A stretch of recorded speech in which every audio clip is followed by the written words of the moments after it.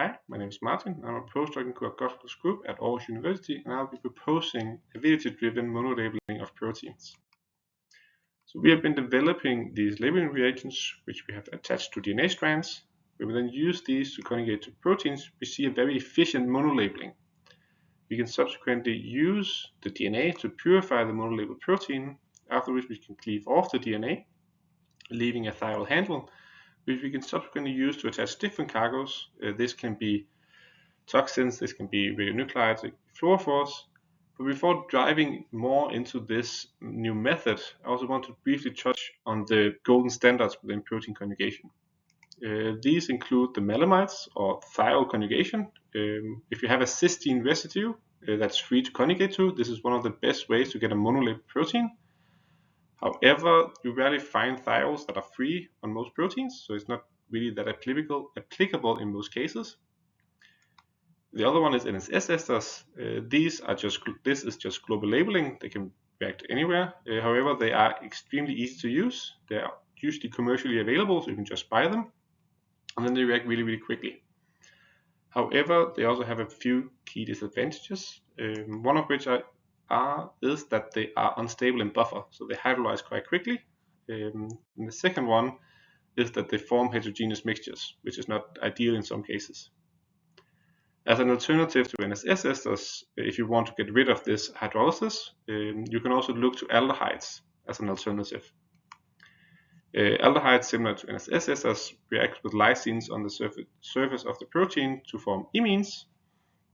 This is an equilibrium between the aldehyde, the protein, and the imine. However, you can subsequently reduce the imine to the amine, making a stable bond. However, in general, labeling with aldehydes result in a very low yield, which can limit their application. This brings us back to the principle of our method, where we use avidity. So instead of just using a single aldehyde handle, we use 3. So as I showed just before, when we mix a DNA strand with a single aldehyde with the protein of interest, the equilibrium is generally speaking switched towards the protein of interest that is unmodified. In contrast, when we have 3 aldehydes on the same DNA, this equilibrium is shifted towards the monolabeled protein. You will also see double labeling, for example. However, because of the DNA, we have charge repulsion, which shifts the equilibrium further towards the monolabeled protein. We can then convert all the imines to amines, and then purify the monolabeled protein by using the DNA, and we can then cleave the disulfide to get this free thiol. So we have been testing the general protein conjugation with these trivalent aldehydes. This is all based on one equivalent of DNA, and then on native unpurified protein.